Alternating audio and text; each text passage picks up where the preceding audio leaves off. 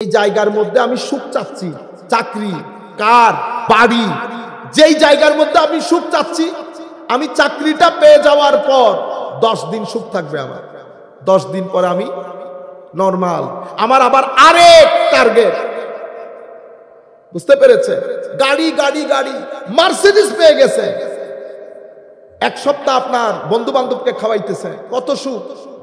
1 মাস পরে আপনার আর কোনো খবর, আপনি আরেক টেনশনে পড়ে গেছেন। তাইলে সুখটা কোথায়?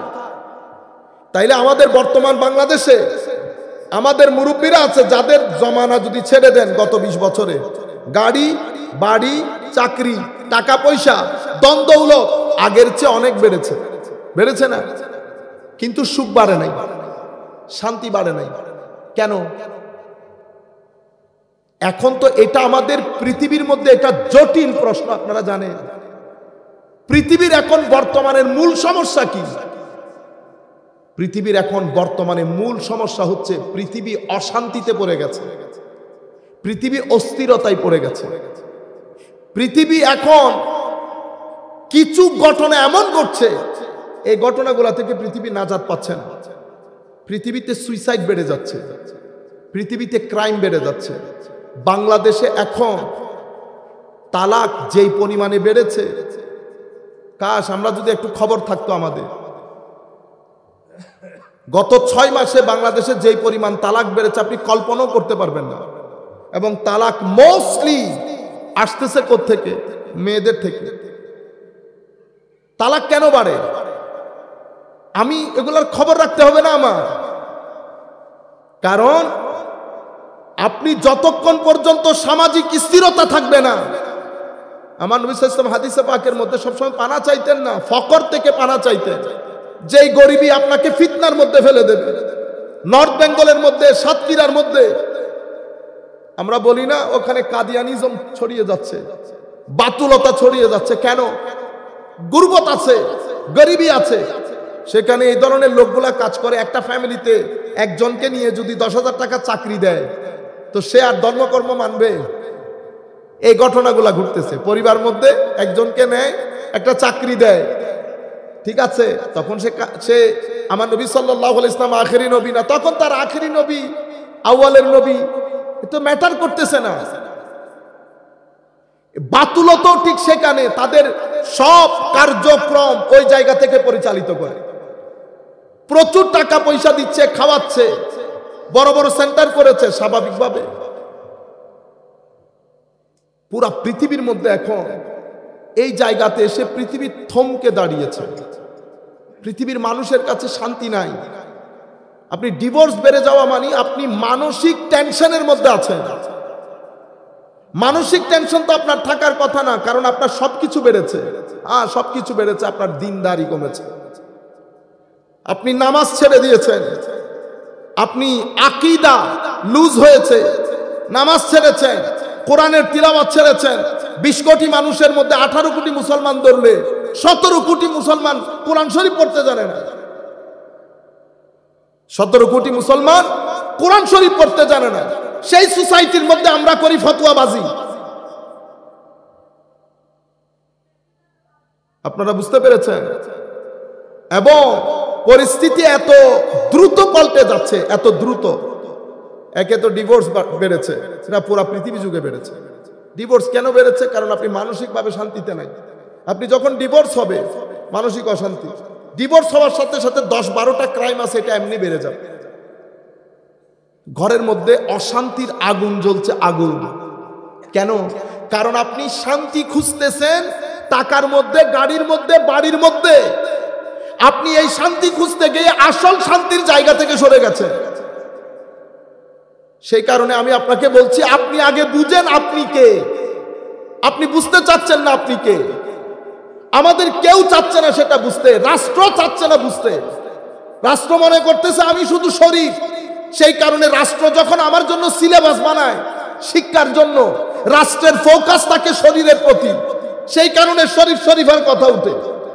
রাষ্ট্র বুঝতে চেষ্টা করছে না, আমিও রাষ্ট্রকে বুঝাইতে পারি নাই যে আমি শুধু শরীর না, আমাকে আল্লাহ শরীর দিয়েছে, মনও দিয়েছে।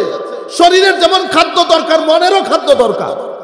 এখন আমরা কোন পরিস্থিতিতে আছি?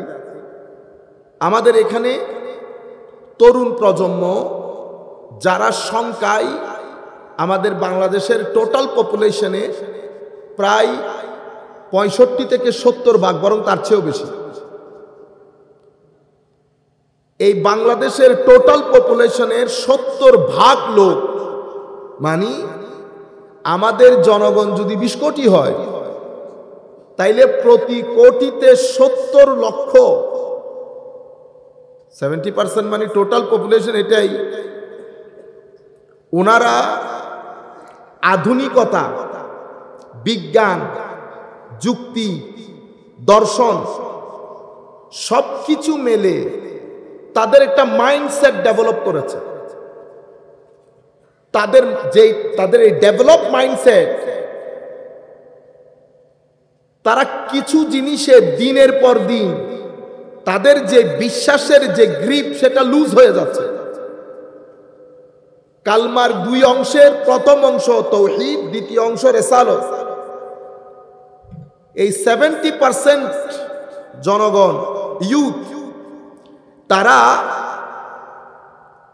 তাওহীদ, আল্লাহ, কবর, পরকাল, আল্লাহর প্রতি বিশ্বাস, তাবৎ বিষয়গুলা, এগুলার উপর ঈমান, আকীদা, এটার গ্রিপ তাদের এখানে আস্তে আস্তে কি হয়ে যাচ্ছে? লুজ হয়ে যাচ্ছে। লুজ হয়েছে শুধু তা না, এটা পুরা জাতির গায়রতকে বেগায়রত করে ফেলেছে। কি করে ফেলেছে? বেগায়রত। শরীফা একটা ঘটনা চলতেছে না? শিক্ষার মধ্যে একটা আমূল পরিবর্তন আনা হয়েছে না? হয়েছে। তো আমি দাওয়াতের মধ্যে মশগুল থাকি কেমনে? আমার তো ঘুম হারাম হয়ে যাওয়ার কথা। আমি তো এই বাগানের খাদেম,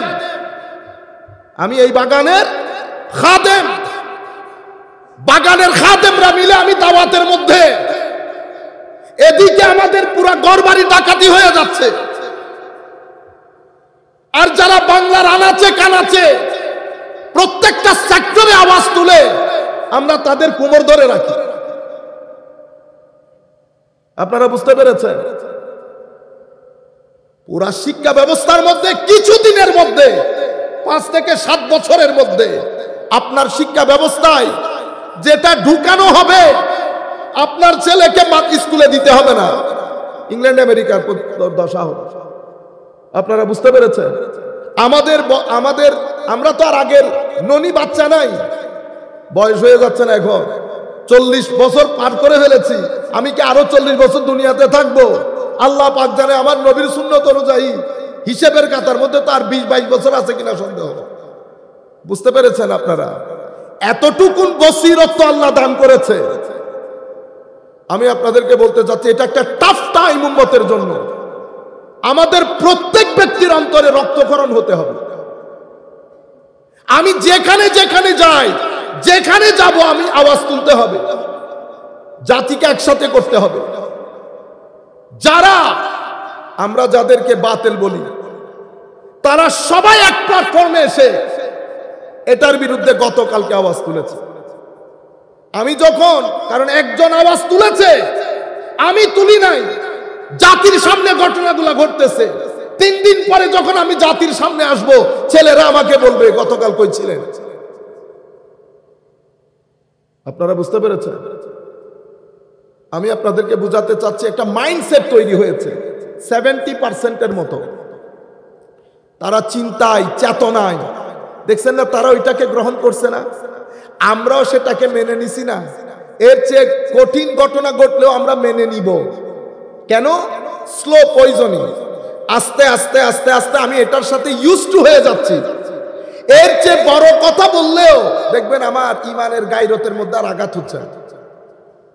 তাইলে এরা হচ্ছে এই জাতি। এদের চিন্তার মধ্যে এরা হচ্ছে সেকুলারাইজড মুসলিম। সেকুলারাইজড মুসলিম মানি ধর্মের সাথে বিজ্ঞান, বিজ্ঞানের সাথে প্রযুক্তি, প্রযুক্তির সাথে দর্শন, সবকিছু মিলে তাদের মেন্টাল সেন্টিমেন্টাল ডেভেলপমেন্ট যেটা হচ্ছে, সেটাতে তারা অতিমাত্রায় রেশনাল, অনেক যৌক্তিক। আপনি যুক্তির বাইরে যদি কোনো কিছু বলেন তারা সেটা গ্রহণ করবে না। আপনারা বুঝতে পেরেছেন? আর আমরা যারা কথা বলি, আমাদের প্রজন্ম, আমাদের এই বয়সের, আমরা হয়েছে কি, আমরা 20-30 বছর পিছনের দুনিয়া পেয়েছি, এই 10-12 বছর এই দুনিয়া পেয়েছি। আমাদের এখানে এই আগের আর পরের মধ্যে একটা কম্বিনেশন হয়েছে, আগের আর পরের মধ্যে একটা কম্বিনেশন হয়েছে। এই তাবৎ সমস্যার সম্মুখে ট্রেডিশনালিটি এবং রেশনালিটি, লা ইলাহা ও লা ইলাহা ও লা ইলাহা ইল্লাল্লাহু লা ইলাহা ইল্লাল্লাহু লা ইলাহা ইল্লাল্লাহু লা ইলাহা লা ইলাহা ইল্লাল্লাহ মুহাম্মাদুর রাসূলুল্লাহ।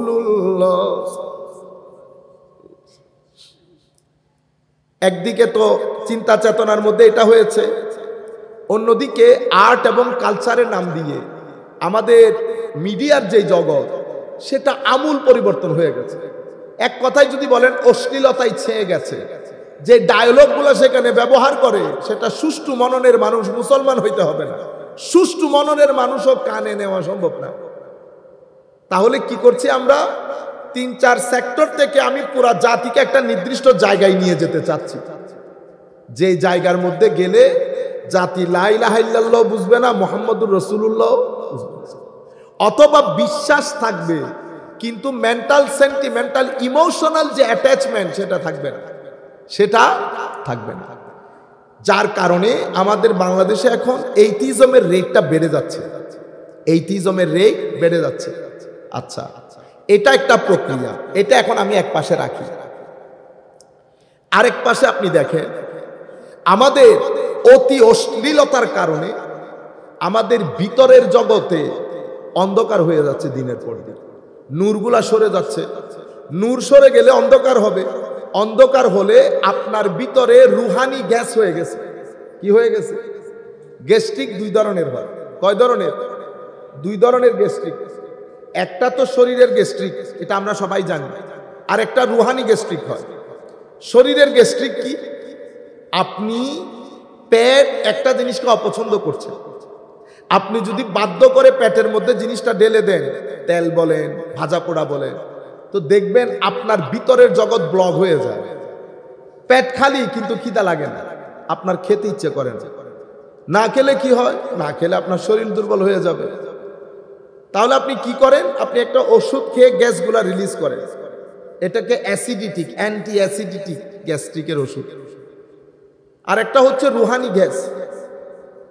আমাদের 14ই ফেব্রুয়ারি গেছে, 14ই ফেব্রুয়ারির মধ্যে যেই পরিমাণ রুহানিভাবে আমরা গ্যাস্ট্রিকের শিকার হয়েছি, আল্লাহ পাক জানে আগামী 7 মাসে আমাদের এই গ্যাস রিলিজ হয় কিনা, এই গ্যাস রিলিজ হয় কিনা। দেখেন, আপনি এমন জিনিস ঢেলেছেন যেটা আপনার পেট পছন্দ করে না, এটাকে আমরা বলি স্টোমাক আপসেট হয়ে যাবে, স্টোমাক আপসেট হয়ে যাবে। এবার আপনি রুর মধ্যে এমন কিছু ঢেলেছেন যেটা আপনার রু পছন্দ করে না। তাহলে কি? কারণ আপনি শুধু ব্রেইনের নাম না, শুধু শরীরের নাম না, শুধু রুহের নামও না। তাহলে আপনি কি? এখন আপনি আপনাকে চিনতে হবে আপনি কি। যদি আপনি নিজেকে না চেনেন, দেখেন কাপড় পরিবর্তন করে কোনো লাভ নাই। আপনি আগে নিজেকে চিনবেন, চিনে আমার শরীরের যাকে যেই খাদ্য দেওয়া দরকার তাকে সেই খাদ্য যদি না দেন, আপনার শরীরের ব্যালেন্স খতম হয়ে যাবে, আপনি ইমব্যালেন্স হবেন। ইমব্যালেন্স হলে কি হবে? কোটি টাকা নিয়ে ব্যাংকে বুড়াই রাখবেন, ভাই যে তরকারি পাইতেছে না, কোনো খবর থাকবে কেন? ইমব্যালেন্স হয়ে গেছে। আমি আপনাকে এখন, আমি প্রত্যেকে নিজের দিকে নিজে তাকায়, আমরা কে, কি কি কারণে আসলাম? মনে রাখবেন, আমি শুধু শরীর না, আল্লাহ রাব্বুল আলামিন আপনি যদি জিনের দিকে তাকান, জিন আগুন দিয়ে বানিয়েছে, হাইওয়ান পানি দিয়ে বানিয়েছে, জন্তু, ফেরেশতা নূর দিয়ে বানিয়েছে। তাইলে একটা নূরি আর একটা নারী আর একটা মাই। আল্লাহ, তা আমরা কি? আপনি বলে উঠবেন হুজুর আমরা মাটির না, আমাদেরকে শুধু খামিরের মধ্যে মাটি দেওয়া হয় নাই, আর অনেক কিছু দেওয়া হয়েছে। কি কি দেওয়া হয়েছে? আমার খামিরের মধ্যে পানি মিশানো হয়েছে, হাওয়া মিশানো হয়েছে, আগুন মিশানো হয়েছে, নূর মিশানো হয়েছে। বুঝতে পেরেছেন? কারণ আপনি শুধু মাটি মাটি মাটি বলেন, ফানাফাখতু ফীহি মির রূহি আপনার নজরে আসে না। তো মির রূহি আল্লাহ বলছেন আমি আমার রূহ ফুঁকে দিয়েছি। আপনি এই রূহ ফুঁকে দিয়েছে, এটা ট্রান্সলেশন কিভাবে করবেন? আলটিমেটলি আমরা কি করি? আমার আল্লাহ নূর দান করেছেন, আপনি ওই নূরকে ইগনোর করতে চান।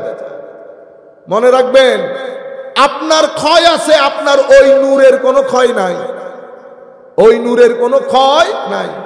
আপনার শরীর যদি ওই নূরের সুহবত পায় এবং নূরের সুহবতকে যদি পারফেক্টলি ইউজ করতে পারে, তো আপনার শরীরের লতাফত এত বেড়ে যায়, সেটা বাইরে থেকে দেখতে মাটি মনে হলেও ভিতরগতভাবে আর মাটি থাকে না।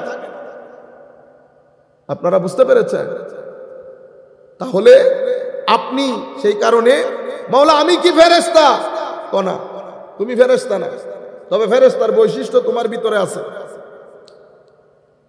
তো তুমি মাওলা আমি জিন, তুমি জিনও না। শয়তানের খাসলত তোমার ভিতরে আছে, বৈশিষ্ট্য আছে, কিন্তু তুমি নিরেট শয়তান না। তাহলে মনে আমি কি নিরেট জন্তু? না, জন্তুর বৈশিষ্ট্য তোমার ভিতরে আছে, তুমি কিন্তু নিরেট জন্তুও। তো আল্লাহ আমি কি? তুমি ইনসান। তুমি কি? তুমি ইনসান। হাল আতা আলাল ইনসান, হাল আতা আলাল ইনসান হিনুম মিনাদ দাহর লাম ইয়াকুন শাইয়্যাম মাযকুরা ইয়া আইয়ুহাল ইনসান মা গাররাকা বিরাব্বিকাল কারীম লাকাদ খালাকনাল ইনসানা ফি আহসানি তাকবীর। আর রহমান আল্লামাল কুরআন খালাকাল ইনসান। ইকরা বিসমি রাব্বিকাল লাযী খালাক খালাকাল ইনসানা মিন আলাক। ঘুরে ফিরে আমাদেরকে বলা হচ্ছে আমি ইনসান। তাইলে আমি এটাও না, এটাও না, এটাও না। আমার আল্লাহ বলছে কোনো কিছু না, কিন্তু সব কিছু তোমার ভিতরে আছে। তাইলে জমিনের মধ্যে চলা মানুষটা সবাই যে মানুষ সেরকম না। এখানে এক একজন এক এক ধরনের আচরণ করবে। কেউ মানুষের, কেউ শয়তানের, কেউ ফেরেশতার, কেউ হাইওয়ানের, কাঁটাদার বৃক্ষের মতো। এই সোসাইটির মধ্যে সাকসেসফুল যদি হতে চান, কারণ আপনি তো ফেরেশতার সমাজে নাই, আপনার সমাজের মধ্যে আমরা দেখতে মানুষের মতো মনে হলেও আমরা সবাই তো মানুষের মতো আচরণ করি না। আমার সমাজে আমার আশেপাশে মানুষের আকৃতিতে শয়তান বসবাস করে, ফেরেশতা বসবাস করে, হাইওয়ান বসবাস করে। এখন আমি ডিল করব কেমনে? আমার সামনে দুইটা অপশন, হয় আমি হাইওয়ানকে হাইওয়ানের মতো করব, জিনকে শয়তানকে জিনের শয়তানের মতো করব, ফেরেশতাকে ফেরেশতার মতো করব, অথবা আমি যার সাথেই মিশি ইনসান হিসেবে আচরণ করব। বুঝতে পেরেছেন? এই জায়গার মধ্যে এসে সবচেয়ে বেশি সফলতা লাভ করে আল্লাহর ওলিরা। আল্লাহর ওলিরা কেন? ওনারা হয়ে যান সমুদ্রের মতো। সমুদ্র থেকে পানি পান শুধু মানুষ করে না, মানুষ বলেন, পিঁপড়া বলেন, গরু বলেন, ছাগল বলেন, সবাই সমুদ্র থেকে পানি পান করে। মাওলা এনারা পারেন কিভাবে? এরা একটা জায়গা, একটা জিনিসের দরজা পরিপূর্ণ বন্ধ করে দেয়। সেটা কি? সেটা হচ্ছে ঘৃণা। এদের ডিকশনারির মধ্যে ঘৃণা শব্দটা নাই। এদের ডিকশনারির মধ্যে এরা ঘৃণা শব্দটাকে পায়ের নিচে মারিয়ে দেয়। যেহেতু ঘৃণা খতম হয়ে যায়, তো ঘৃণা খতম হলে অটোমেটিক্যালি অহংকার খতম হয়ে যায়। এগুলা মামাতো ফুফাতো ভাই।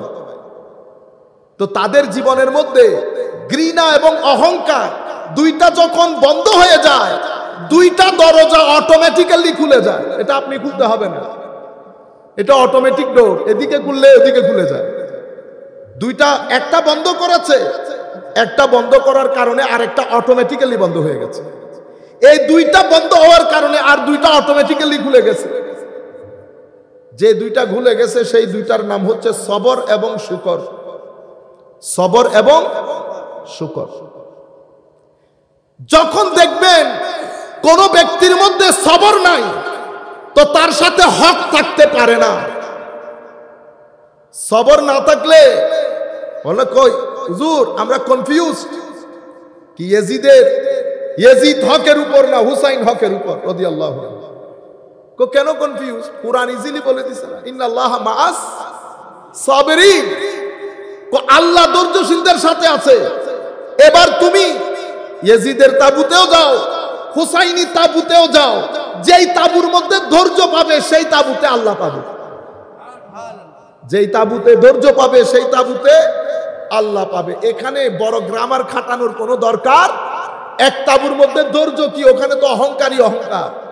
আরেক তাবুর মধ্যে ধৈর্য আছে, সেটা হুসাইনি তাবু, সেটা হুসাইনি তাবু। আমি আপনাদেরকে যে জিনিসটা বুঝাতে চাচ্ছি, এতগুলা বন জঙ্গলের মধ্যে সব কাঁটাদার, তো সব তো দেখতে না আমরা আকৃতিতে মানুষ, কিন্তু আমরা সবাই বৈশিষ্ট্যগতভাবে সবাই কি মানুষ না? সবাই মানুষ। মানুষকে আল্লাহ অ্যান্টিবায়োটিকের মতো করে করেছে, ইনগ্রেডিয়েন্টের মধ্যে এই জিনিসগুলা দিয়েছে। দুই রাস্তা খালি রেখেছে। আমি সিম্পল একটা উদাহরণ দিই আপনাদেরকে। 14 ফেব্রুয়ারি গেছে, পাগল হয়ে গেছি পুরো জাতি পাগল হয়ে গেছে। টিভি নিউজ এগুলা তো আমাদেরকে আরো পাগল করে দিয়েছে। আমাদের এখানে কলব বাতেনের মধ্যে আল্লাহ ভিতরে ডিজাইনের মধ্যে একটা দিয়েছেন কলব, আর একটা দিয়েছেন নফস। নফস তো মহব্বত করে। আমি এটা বুঝার জন্য মহব্বত বলতেছি, নফসেরটা মহব্বত হয় না, কিন্তু আমি বুঝানোর জন্য বলতেছি কলব মহব্বত করে। তো ফারাক কি? নফসের মহব্বত বাহ্যিকভাবে মহব্বত, ভিতরগতভাবে এটা মানসিক লালসা, লাস্ট, LUST, লাস্ট। এটা আউটওয়ার্ডলি বাহ্যিকভাবে আপনার মনে হতে পারে LOVE, বাট এটা ইন ল্যাটার এন্ড স্পিরিট এটা ভিতরগতভাবে দিস ইজ নট, এটা হচ্ছে LUST। সেই কারণে কি হয়? লাস্ট, এটা আসে এটা যায়, এটা জোনাকি পোকার মতো। আপনারা মিলাই দেখবেন, লাস্ট আসে লাস্ট যায়। যখন আপনি লাস্ট পেয়ে ফেলবেন, কিছুক্ষণ পরে, কিছুদিন পরে, কিছু বছর পরে লাস্ট কন্টিনিউ করে না। সেই কারণে আপনার লাভ ড্রপ করে, কারণ এটা নফস থেকে গেছে। সেই কারণে এই লাস্ট এবং লাভ আপনাকে নিচে নামায়। কোথায়? নিচে নামায়। আপনাকে লাঞ্ছিত করে, বঞ্চিত করে, অপমানিত করবে, অপদস্থ করবে। আপনি হয়তো এখন বুঝতে পারছেন না। আপনি মনে করেছেন 2024 এর 14 ফেব্রুয়ারি জীবনের শেষ। না বেটা, 20 বছর পরে আপনার সন্তান যখন 15 বছরের হবে, সেই দিনও একটা 14 ফেব্রুয়ারি আসবে। সেই দিন আপনি বসে বসে আজকের দিন মনে করবেন। তখন আপনার ছেলে, আপনার মেয়ে আপনার পদাঙ্ক অনুসরণ করবে। কেন? কারণ আপনার ভিতরের যে এনার্জি, সেটা গুড হলে গুড, ব্যাড হলে ব্যাড, পজিটিভ হলে পজিটিভ, নেগেটিভ হলে নেগেটিভ। আপনার এনার্জি আপনার ছেলে মেয়েদেরকে এফেক্টেড করবে। আপনি মুখে যদি ফেরেশতা হতে বলেন, কোনো লাভ নাই। আমার নবী আবু বকর সিদ্দিককে কখনো বলেন নাই সত্য কথা বলতে, কিন্তু সিদ্দিকে আকবর কেন বলতে হয় না? আমার নবীর সিনার নূর অটোমেটিক্যালি এফেক্টেড করেছে ফারুক আজম আর আবু বকর সিদ্দিকদেরকে। কে ফারুক আজম হয়েছে, কেউ সিদ্দিক আকবর হয়েছে। মুখে বলতে হয় না। আপনি মুখে বলে কোনো লাভ নাই। মুখ তো এটা ফ্যাক্টরির মুখ, বলে ফেলছেন, কত কথা আমি বলি না। আপনারা এখানে কত কথা লেখেন না, আন্তর্জাতিক অমুক সমুক। আমাদের এখানে কাফের ফতোয়া দিতে দিতে পাগল করে দেয় না তো কি সে কাফের ফতোয়া? ইমামে আজম কম খাইছে ফতোয়া? ইমামে আজম ফতোয়া কম খাইছে? হ্যাঁ, ইমাম মালিক কম খাইছে? ইমাম শাফি ফতোয়া কম খাইছে? এগুলা ফতোয়া খাইছে না, শুধু এগুলা মাইর খাইছে। আমি সেজন্য বলতেছি না, সবরের সাথে কি থাকে? আল্লাহ থাকে। মাইর খাইছে, এগুলাকে বয়কট করছে, দরজ বন্ধ করে দিছে। আমি আল্লাহ পাক জানে আমার ঘটনা কি করতেছে। যেখানে যাই কারেন্ট চলে যায়, যত জায়গায় যাচ্ছি ইলেকট্রিসিটি চলে যায়। এটার ফজিলত বুঝতেছি না। এই ঘটনা ঘটতেছে গত 15-20 দিন ধরে। কিছুদিন আগে হবিগঞ্জ গেছি, ইলেকট্রিসিটি একবার যায় একবার আসে, একবার যায় একবার আসে। পরে আমি মাইকের মধ্যে বলতেছি, ভাই আমাকে যদি বলেন, আপনি বলিয়েন না, তাহলে আমি না বলে চলে যেতে পারি।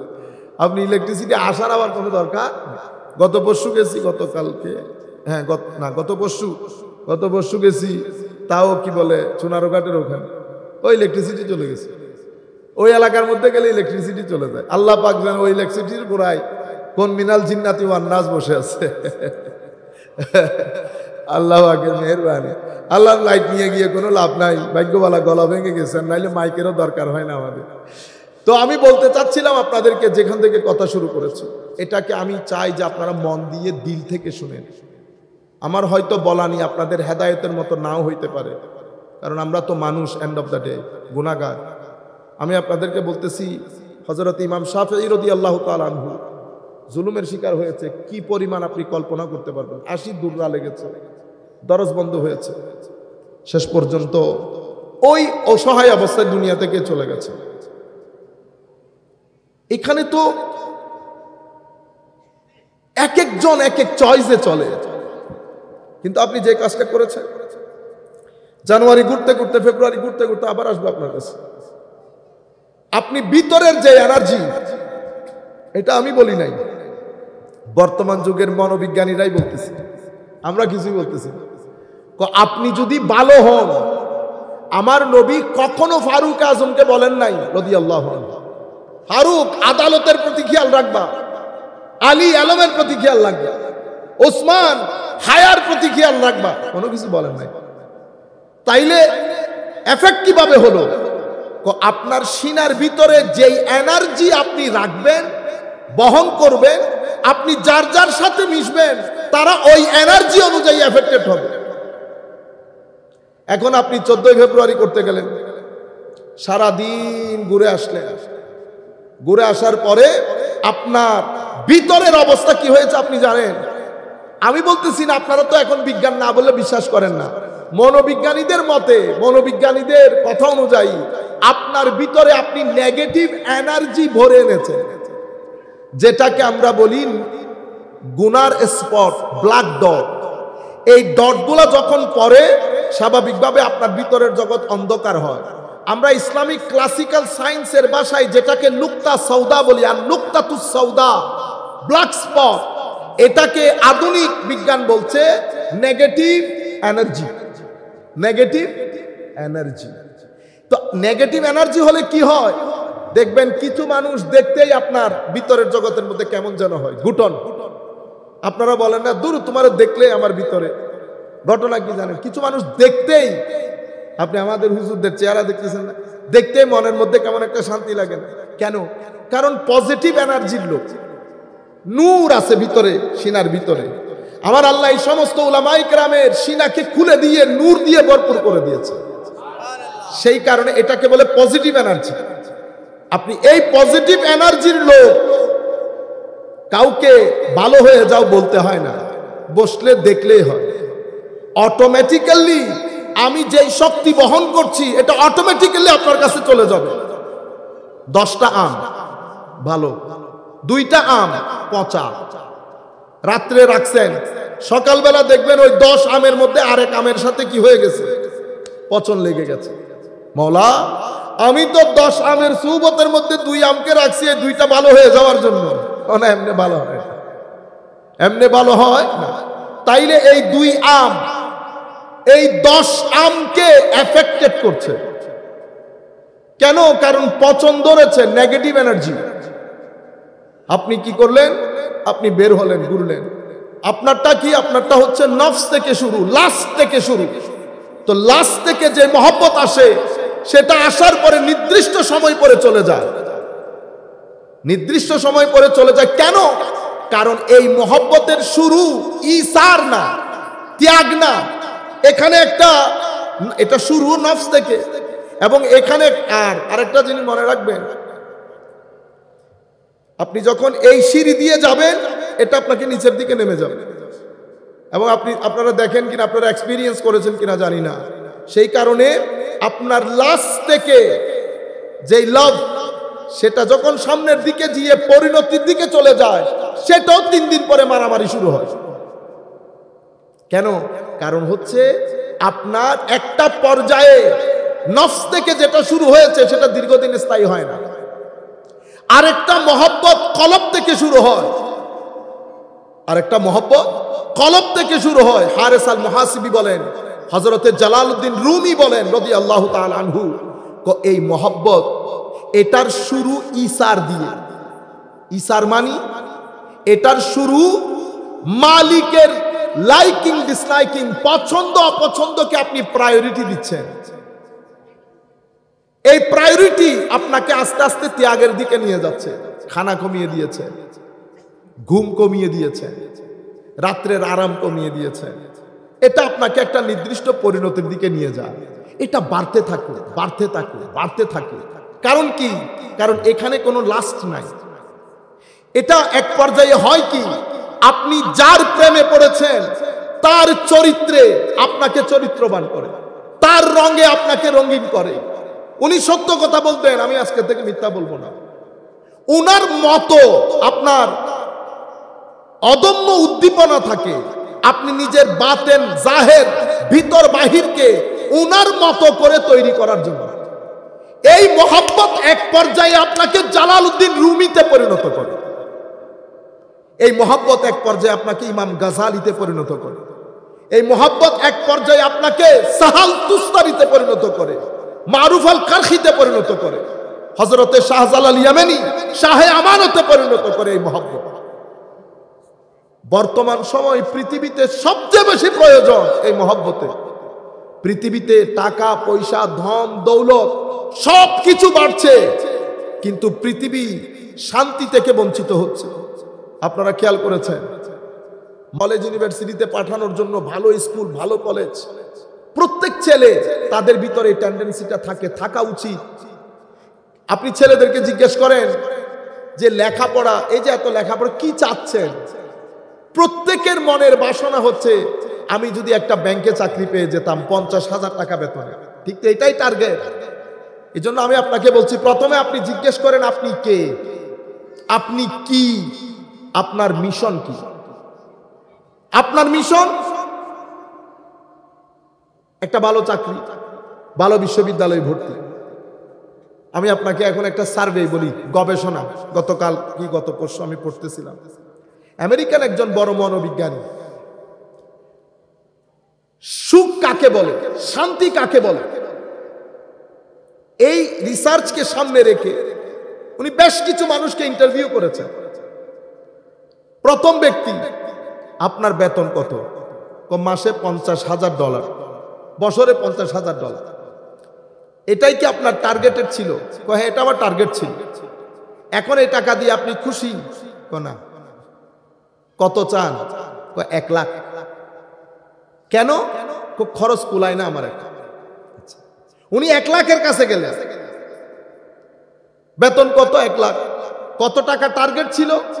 না, টার্গেট তো 70 ছিল, পরে 1 লাখ হয়েছে। এখন ঠিক আছেন তো? না। কেন? খরচ বেড়ে গেছে। কত হলে খুশি? 2 লাখ।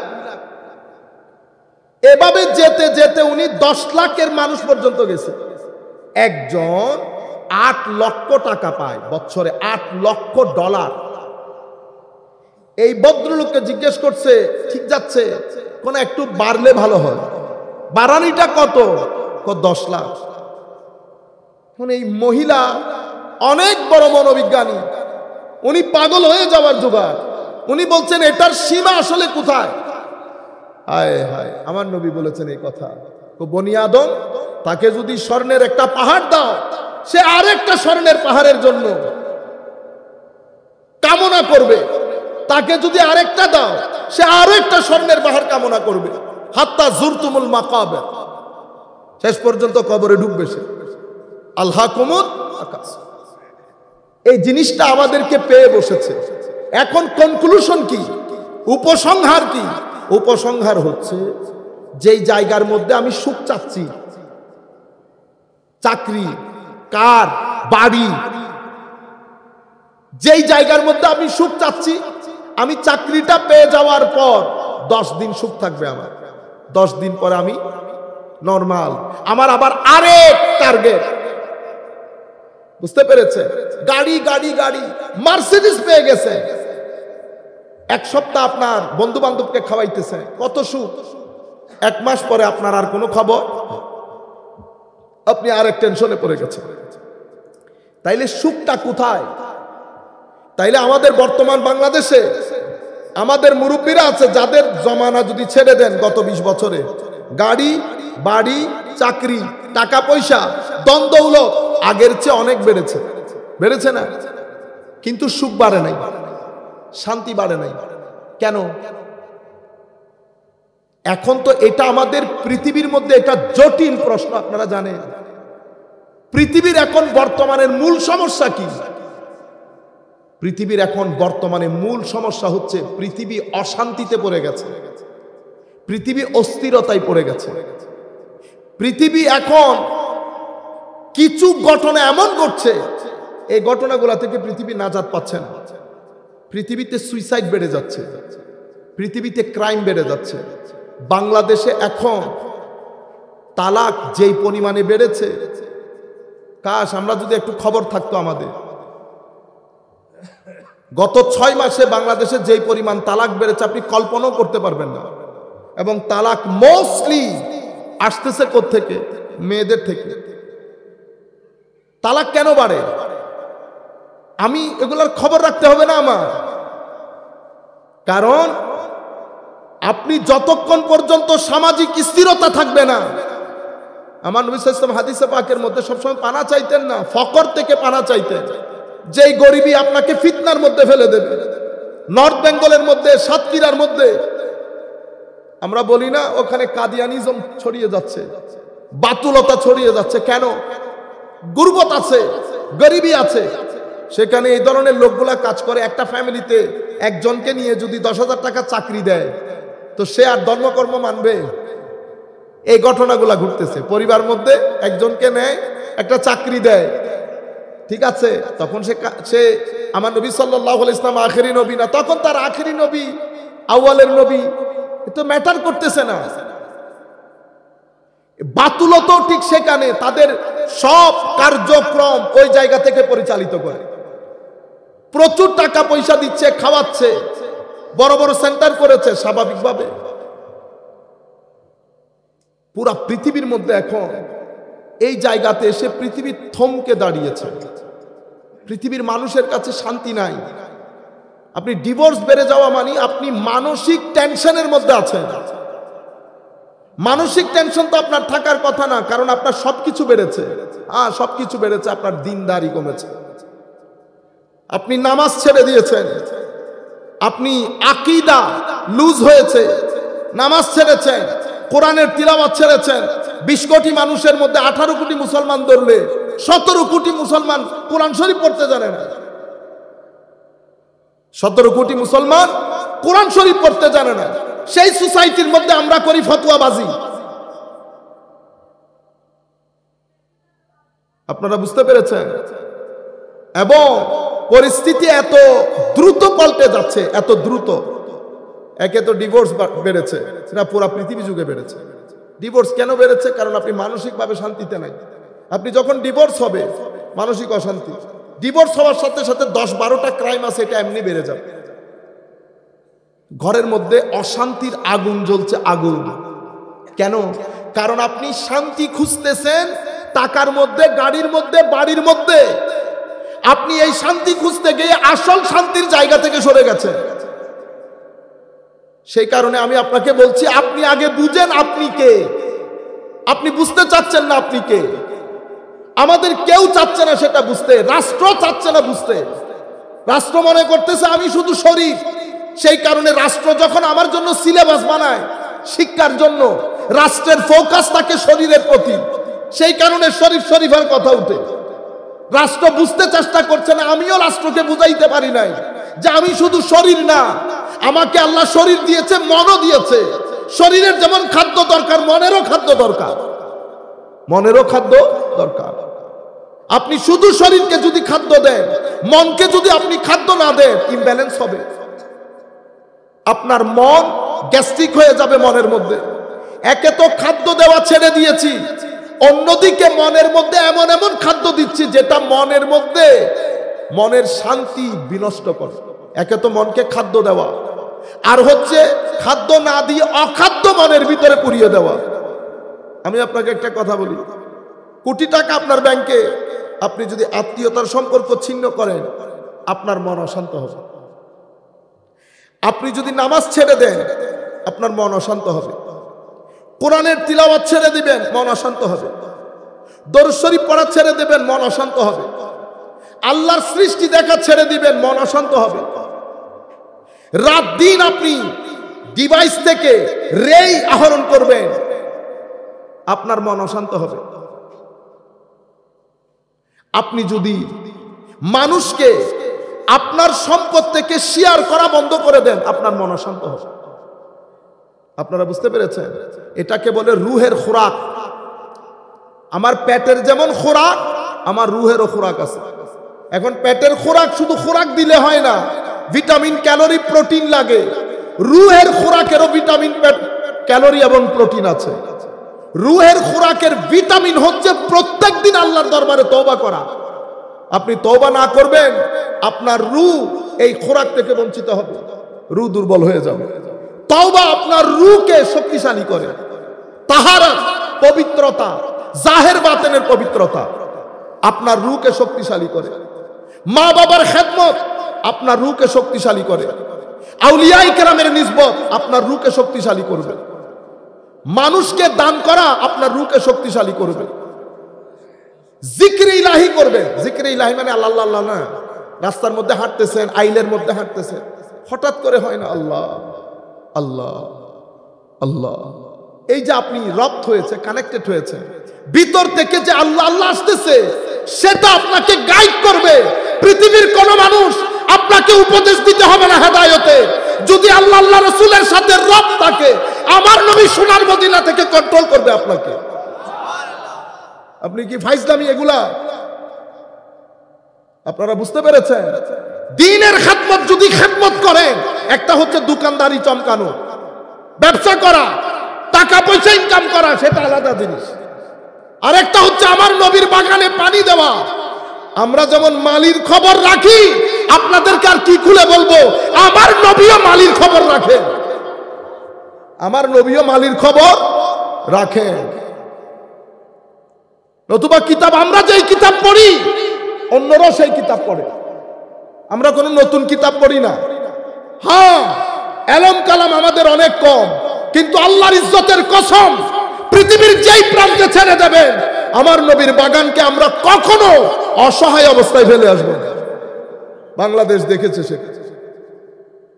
আমরা শুধু এখানে তো আপনারা গ্রামে এরকম না, আল্লাহ পাকের মেহেরবানি। বাংলাদেশ তো ছোট্ট দেশ।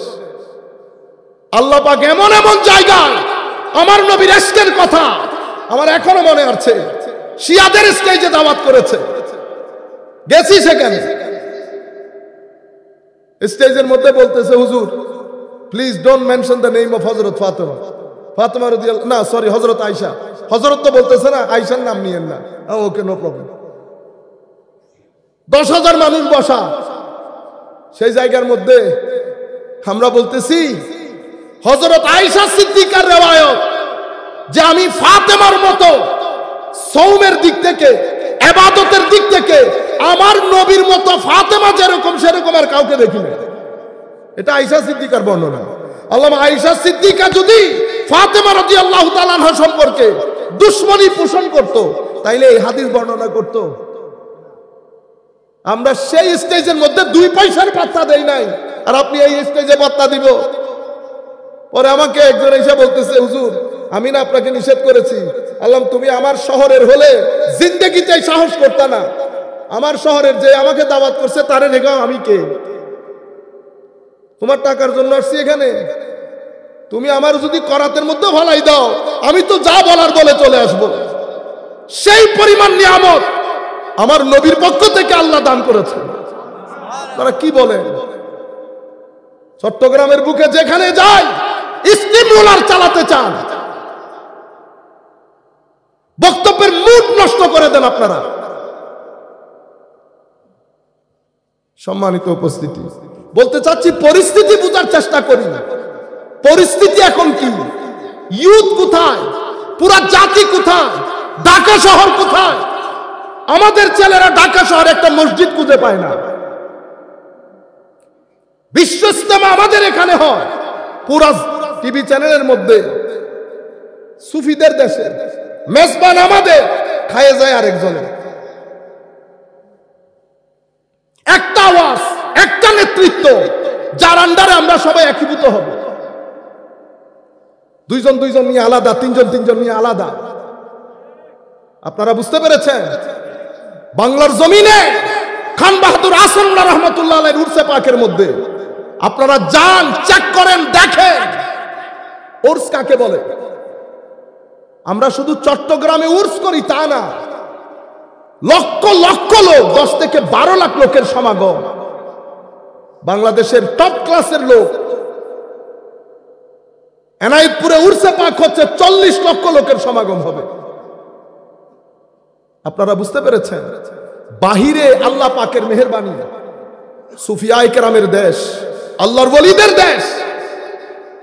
আমার সাথে আপনার 100 ভাগে 100 ভাগ মিলবে না। আমি 30 ভাগ মিলাই দেখে আমার প্ল্যাটফর্মে আনবো, বাকি 70 ভাগ আমি দেখে নেব। এটা তো সুবতের কারিশমা। কিসের কারিশমা? সুবতের কারিশমা। এই জন্য আউলিয়ায়ে কেরাম আমাদের এখানে অনেক বেশি সফল হয়েছে। কেন? ফতোয়া দিতেন না, সুবতে রাখতেন। কেন? গুড এনার্জি ছিল। রাতের ইবাদত, তাহাজ্জুদের নূর, ইবাদতের নূর, রোজার নূর, সব নূর ভিতরে ধারণ করতেন। যারাই আসতো সুবতের মধ্যে বসতো, ইনফ্লুয়েন্সড হয়ে যেত। আপনি চিন্তা, আমি আপনাকে একটা টেকনিকের কথা বলি। একজন এসে নন মুসলিম এক সুফির কাছে জিজ্ঞেস করতেছে, আমি ইসলাম কবুল করব, কিন্তু আপনাদের আল্লাহ অনেক ডেঞ্জারাস। কেন? আমি আপনাদের কোরআন শরীফ পড়ছি, জাহান্নামের যে ভয় দেখাইছে ওখানে, আরো কি সারা জিন্দেগি ওখানে। তো হাল আতাকা হাদিসুল গাশিয়া উজুহু ইয়াউমাইদিন খাশিয়া আমিলাতুন নাসিবা তাসলা নারান হামিয়া তুসকা মিন আইনিন আনিয়া লাইসা লাহুম তাআমুন ইল্লা মিন দারিয়া লা ইউসমিনু ওয়া লা ইউগনি ইল্লা মিন জু। ও পড়ার পরে উনি পড়তেছে, পরে এখন আপনি বলেন, মানে আমি এরকম ডেঞ্জারাস রবের ধর্ম কেমনে কবুল করব? আমি হলে কি জবাব দিতাম? সুফিদের জবাব দেখেন। বলতেছে, বেটা এই প্রশ্নের উত্তর কি আপনাকে এখনই দিয়ে দিতে হবে? এখন দিয়ে দিলে ভালো হয়। কোন আপনি একটা কাজ করেন, উত্তর আমি আপনাকে দেব, আপনি কিছুদিন আমার সাথে থাকেন।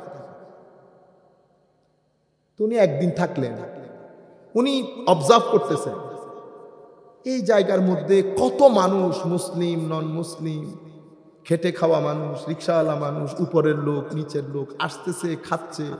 ওনার বিহেভিয়ার গুলো অবজার্ভ করতেছে। একদিন পরে উনি বলতেছেন, হুজুর আমি চিন্তা করতেছি আপনার রব এরকম থ্রেট মারে, কিন্তু আপনি পুরা দিন এতগুলা মানুষের সাথে কথা বলেছেন, হুজুর আপনার মুখের স্মাইল মানে মুস্কি হাসিটা তো কোথাও সরে নাই, কোনো টেনশন নাই, কোনো কিছু নাই। ধারাবাহিকভাবে আপনি সকাল থেকে বিকাল, বিকাল থেকে রাত মানুষকে এই আন্দাজে সমীহ করতেছেন, কিন্তু আবার আপনার আল্লাহ জাহান্নামের ভয় দেখায়, এটা কেমনে? তো উনি তখন ডেকে বলতেছে, বেটা তুমি এখন যাকে দেখতেছ সেই একদিন এরকম হয় নাই। তার পেছনে তার একটা মা ছিল, মাদার। তোমার আছে? আমার মা প্রত্যেক দিন আমাকে একটা থ্রেট দিত, আজকে যদি তুই এই কাজ না করিস তো তোর পিঠের চামড়া যদি আমি হাতে না তুলি। কিন্তু বিশ্বাস করো, আমার মা কোনোদিন আমাকে ব্যাট দিয়ে তো দূরের কথা একটা থাপ্পড়ও দেয় নাই, কিন্তু প্রত্যেক দিন আমার পিঠের চামড়া তুলে নিছে আমার মা। তুমি এখন চেক করে দেখো তো পিঠের চামড়া জায়গায় আছে কি। তখন সে বুঝতে পেরেছে, আপনারাও নিশ্চয় বুঝতে পেরেছেন কি বলতে চেয়েছে। মানে আমার মা লাইনে রাখার জন্য কত থ্রেট মেরেছে আমাকে, শুধু আমি যেন লাইনে থাকি। তো আল্লাহ থ্রেট দিয়েছে বান্দা যেন লাইনে থাকে, বেলাইন না হয়ে যায়। এতটুকুন বুঝছো? বুঝছো?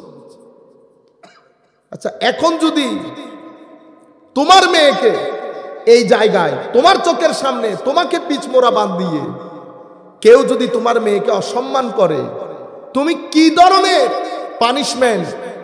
আর আমি যদি তোমাকে বলি তুমি যা মন চাই করো, তুমি কি করবা? আমি ইট দিয়ে তার মাথা ভেঙে ফেলবো। আমার আল্লাহ ওই কাজটা করছেন, যার কারণে তুমি বলতেছো আমার আল্লাহ ডেঞ্জারাস। আপনারা বুঝতে পেরেছেন? আর কোনো কথা বলে নাই। সে বলতেছে আমি কি, আপনারা ইসলাম কবুল কেমনে করে? তুমি কি ইসলাম কবুল করতে চাচ্ছ? হ্যাঁ। হয়ে গেছে। পরে তুমি এখানে আসো, আপনি সুফিদের কাজ। আরেক ব্যক্তি, এগুলো এখনো জিন্দা আছেন, আমি মরে গেছেন এরকম এখনো জিন্দা আছেন। একই ব্যক্তি যিনি এই কাজটা করেছেন উনি বলতেছেন উনি অসম্ভব মদ খেতেন। আমি তাকে বললাম এটা ছাড়লেন কেমনে? হুজুর ওই অমুক আছে না। আমি ওনাকে বললাম হুজুর আমি একটু আপনার সাথে থাকতে চাচ্ছি, আপনার কাছে আসবো? তুমি আমাকে টেলিফোনে বললেন আসো। হুজুর আমি তো আবার এটা খাই পানির মতো, না খেয়ে পারবো না। তো হুজুর আমাকে বলতেছেন 3 ঘন্টা একটু স্টপ করতে পারবো না? 3 ঘন্টা না, 3 মিনিট পারতেছেন, আপনি 3 ঘন্টার কথা বলতেছেন। হুজুর বলতেছে আচ্ছা নিয়ে আসো সাথে। ইংল্যান্ডের দেশ, ঠান্ডার দেশ। উনি পকেটে পরে লং কোট পরে আসছে, বড় মানুষ তো। হুজুর বলতেছে ওনারা আমার পাশে একটু বসতে দেন। হুজুরের পাশে বসতে 3 ঘন্টা ওয়াজ হয়েছে, বিশুদ্ধবার দর্শের তাসাউফের দর্শ চলতেছে। 3 ঘন্টা পরে আমি ভুলেই গেছি আমি, অথচ আমার পকেটের মধ্যে আমি সুফিয়াই কেরামের স্টাইল, মানে তাদের মেথোডোলজি বলতেছি, কি আন্দাজে একদিনে সফল হয়েছে এরা। পুরো বাংলার জমিনে দ্বীন ইসলামের পতাকা এভাবে উড্ডীন করা। কালকে আমি এক জায়গার মধ্যে যাচ্ছিলাম, চাঁদপুরে, ঢাকা চাঁদপুরের মাঝখানের জায়গা। ভাইদেরকে বলতেছিলাম আমি আসরের নামাজ শেষ করে আমার মনে হচ্ছে এই মসজিদ অনেক পুরনো, ভিতরের চৌহদ্দিটা আমার মনে হচ্ছে এখানে নিশ্চয়ই কোনো আল্লাহর ওলি আছে, যেহেতু পুরানো মসজিদ, একেবারে আকবরীয় আমলের, বিশাল বিশাল দেওয়াল। একজনকে ডেকে জিজ্ঞেস করলাম যে এই মসজিদ কতদিন আগে? হুজুর এখানে একটু লেখা আছে। আমার লেখা দেখলাম এখানে মাজারও আছে, মাজার খুঁজে পাইতেছে না। মসজিদ কাদের দখলে বুঝতে পারতেছেন আপনারা? আরেকজনকে জিজ্ঞেস করল হুজুর মাজার আছে ভিতরে। এসছে কয় বছর আগে? 700 বছর আগে। মাজার বন্ধ, লাইট অফ, দরজার মধ্যে তালা লাগানো। আমি 10-12 মিনিট 25 মিনিট যেটা ছিলাম বিশুদ্ধবা, সেই 20-25 মিনিটের মধ্যে ছাগল আসছে, টাকা পয়সা আসছে, দান বক্সের দান ঠিক ঠিক মতো নিচ্ছে। আরে বেটা, আমারে দেখলে কেউ 10 টাকা দিবে? এটা আউলিয়াই কেরামের শান। কারণ এনার্জি, যেটা এনার্জি, নূর যেটাকে আমরা বলি, আধুনিক সায়েন্স যেটাকে পজিটিভ এনার্জি বলে, মানুষের ক্ষয় আছে, এনার্জির কোনো ক্ষয় নাই। এনার্জির কোনো ক্ষয় নাই। এনার্জি যেখানে লাগাবেন সেখানে থাকবে। এনার্জির যদি ক্ষয় হতো তো এনার্জির যদি ক্ষয় হতো তো মেরাজের মধ্যে এতগুলো আম্বিয়া মসজিদ আকসার মধ্যে কি করেছে? আমাদের নামাজ যে 50 ওয়াক্তের নামাজ 5 ওয়াক্ত হয়েছে, মুসা আলাইহিস সালামের মাধ্যমে হয় নাই। তো আপনারা এই জন্য আমাদের ভাইরা মেরাজ নিয়ে কোনো ডিসকাশন করে না। কিছুদিন আগেও আমাকে বলতেছেন যে মেরাজের ডেট নিয়ে আপনারা শুধু শুধু এটারে 27-26 রজবের রাত বলেন, এটা আপনারা করেন। এই মেরাজের ডেট নিয়ে অনেক একতলাপ আছে, তাহলে একতলাপ আছে। মেরাজ ঘটনা তো ঘটছে, কোন ঘটনা তো ঘটছে, কিন্তু একতলাপ তো আছে। একতলাপ বাদ দেন। আপনার দৃষ্টিতে, আমার দৃষ্টিতে যদি জানুয়ারিতে হয়, আপনার দৃষ্টিতে ফেব্রুয়ারিতে, মার্চে, এপ্রিলে, মেতে, জুনে ঘটছে তো ঘটনা। যেই তারিখে ঘটছে সেই তারিখে করে, তারিখ নিয়ে তো মারামারি নাই। আমিও তো বলতেছি একতলাপ আছে, আমি এজমা যেটা সেটা করতেছি। তুমি যদি মনে করো এটা রমজান শরীফে হয়েছে, তুমি রমজান শরীফে করো। মেরাজ তো হয়েছে, এতটুকু তো বিশ্বাস করো। তো তারপরে কি আছে? তারপর রুহানিয়তের ভিতরে আসে। তারপরে কি আসে? শরীর যায় না, রুহ গেছে। কি আজীব তামাশা। পরে আমি অনেক চিন্তা করেছি, মেরাজের কথা বলে না কেন?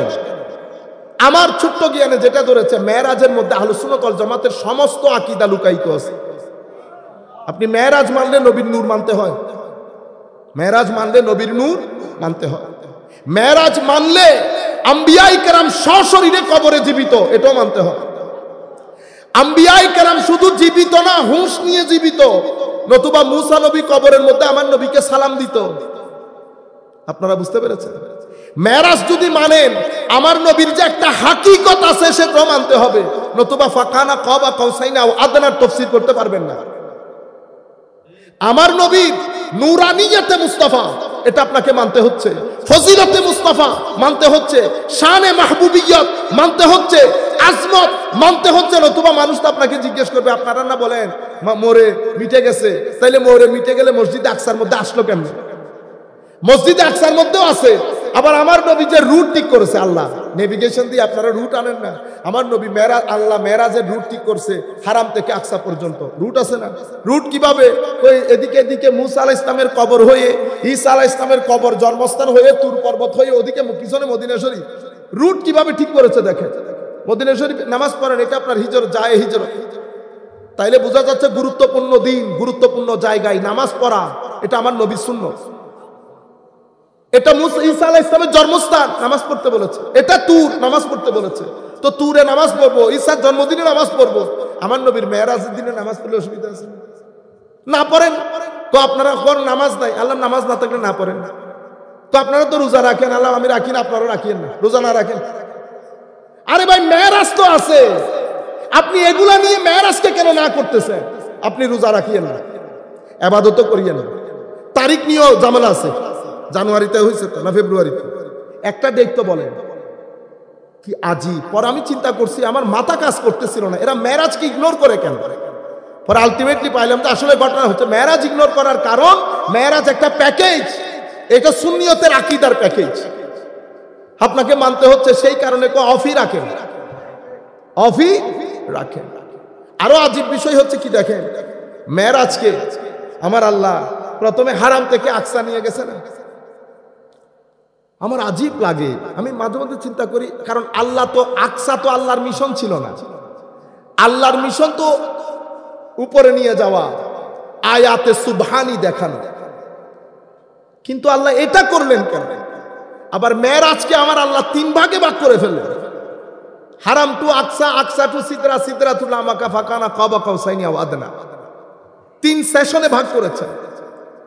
এবং মেরাজের বাহন আল্লাহ এক বাহন করেন নাই। হারাম থেকে আকসা পর্যন্ত বুর্রাক, অসংখ্য উলামায়ে কেরামের অভিমত হচ্ছে বুর্রাক দিয়ে নিয়ে গেছে। বুর্রাক একটা নুরানি যানবাহন। আবার আকসা থেকে প্রথম আসমান পর্যন্ত মেরাজ একটা নুরানি সিঁড়ি। আমার নবী বলছেন, এত সুন্দর সিঁড়ি আমি আমার জীবনও দেখিনি। এই নুরানি সিঁড়ি করে প্রথম আসমান, প্রথম আসমান থেকে অসংখ্য নুরানি ফেরেশতাদের পালকের মধ্যে চড়ে আমার নবী সিদরা পর্যন্ত গেছে, আরশ পর্যন্ত। এরপরে জিবরিল আমিনের পাখা, এরপরে রফ রফ করে আমার নবী ফাকানা কাবা কাউসাইনি আও আদনা পর্যন্ত গেছে। কিন্তু প্রশ্ন হচ্ছে, হেরেম থেকে আকসা পর্যন্ত কেন করলেন? আজীব বিষয়। উলামায়ে কেরাম বলছেন, হায় হায়, হেরেম থেকে আকসা যদি না করত, কারণ মেরাজের পরবর্তী অংশ যেটা, সেটাকে ভেরিফাই করার কোনো সুযোগ নাই। কারণ উপরের মেরাজকে কেউ কি দেখছে উপরে কি হয়েছে? উপরটা ভেরিফাই করার কোনো সুযোগ নাই। আমার আল্লাহ মেরাজের এমন একটা পার্ট রেখেছে যেই পার্টকে তারা তাদের জ্ঞান অনুযায়ী ভেরিফাই করতে পারবে। সেই কারণে আমার নবী যখন ফেরত এসেছে, তাদের সমস্ত প্রশ্ন ছিল হেরেম থেকে আকসা পর্যন্ত। আকসার উপরে আর কোনো প্রশ্ন নাই, কারণ আকসার উপরে তো আপনার ব্রেন যাইতেছে না, আপনি ভেরিফাই করতে পারতেছেন এটা। তো এটার মধ্যে ভেরিফাই করে যখন দেখছেন ভেরিফাই, তো দ্বিতীয় সেশন নিয়ে আর কোনো প্রশ্নই নাই। আমার নবী পাস, আমার নবী পাস। এটা কোরআনের ক্ষেত্রে আল্লাহ করেছে। কোরআন যে আল্লাহর কিতাব, এটা যদি আমি এখন পৃথিবীর যে কোনো জায়গায় নিয়ে যাই, সবাই বলবে আখিরাতের কথা, আল্লাহর কথা, কিয়ামতের কথা। এটা তো কেউ আর চোখে দেখতেছে না, ভেরিফাই করার কোনো সুযোগ নাই। সেই কারণে আমার আল্লাহ কি করলেন, কোরআন শরীফের মধ্যে আধুনিক বিজ্ঞান সম্পর্কে কিছু কথা বলেছে। এগুলাকে পৃথিবীর মানুষের মাইন্ড, ব্রেইনের কাছে ছেড়ে দিয়েছে, ভেরিফাই করে দেখ। মানব সৃষ্টির কথা বলেছে, পৃথিবী সৃষ্টির কথা বলেছে, পৃথিবী ধ্বংসের কথা বলেছে, বিভিন্ন পলিসির কথা বলেছে। এগুলো মানুষ ভেরিফাই করে দেখতে পারে। এটা যখন ভেরিফাই করে দেখবেন, তো আপনি কবরটাকে, আর কবর তো ভেরিফাই করতে পারছেন না, আপনি যদি কবরটাকে না বলেন, তো আপনি আমার আল্লাহ কোরআনে পাকের মধ্যে দুনিয়া সম্পর্কে যেটা বলেছে সেটাকে আগে মিথ্যা প্রতিপন্ন করতে হবে। এটা যদি মিথ্যা না হয়, এটা মিথ্যা হবে না। এটা যদি সত্য হয়, এটাও সত্য হবে। এটা ভেরিফাই করবেন, এটা মেনে নিবেন। আপনারা আমার কথাটা বুঝতে পেরেছেন? মানব সৃষ্টি সৃষ্টি হয়, কোরআন একেবারে দাপে দাপে বলেছে। আপনারা বুঝতে পেরেছেন? তো এটা ড্রপ, এরপরে মুদগা, এরপরে এরপরে এরপরে এভাবে ডেভেলপমেন্ট হয়। পৃথিবী এভাবে ডেভেলপমেন্ট হয়েছে। আপনি কবর নিয়ে কথা বলিয়েন না এখন, কারণ কবর ভেরিফাই করার কোনো সুযোগ নাই। আপনি এটা ভেরিফাই করতে পারবেন। আপনি এখন এই জিনিসগুলো দেখে বলেন যে কোরআন বিজ্ঞান সম্পর্কে, মানব সৃষ্টি সম্পর্কে যেগুলো বলেছে সেগুলো মিথ্যা বলেছে, তাইলে কবরেরটা অটোমেটিক্যালি মিথ্যা হয়ে যাবে, কিয়ামত অটোমেটিক্যালি মিথ্যা হয়ে যাবে। আপনি বলতেছেন এই কথা কোরআন এই সম্পর্কে যে কথা বলেছে এটা তো বেমেসাল, সুতরাং পরেরটা অটোমেটিক্যালি আপনাকে মানতে হচ্ছে। ঠিক কলমার মধ্যে আল্লাহ একই কাজ করেছেন, লা ইলাহা ইল্লাল্লাহ। আরো বলতেছেন আশহাদু, বলেন নাই? এখন আপনি বলতেছেন আমি সাক্ষ্য দিচ্ছি আল্লাহ ব্যতীত কোনো ইলাহ নাই। এথিস্ট আপনাকে জিজ্ঞেস করতেছে সাক্ষ্য দিলেন, আপনি চোখে দেখছিলেন? তো চোখে না দেখে সাক্ষ্য দিতে পারে? ধরা খেয়ে গেছি না? হায় হায়, আমার আল্লাহ একই কাজ কালমার মধ্যেও করেছে, লা ইলাহা ইল্লাল্লাহ। ভেরিফাই করার কোনো সুযোগ নাই। কেন? কারণ আল্লাহর কোনো মিছিল নাই, উপর নাই, নিচ নাই, ডান নাই, বাম নাই, শনিবার নাই, রোববার নাই, টাইম নাই, স্পেস নাই, শুরু নাই, শেষ নাই, নাই নাই নাই।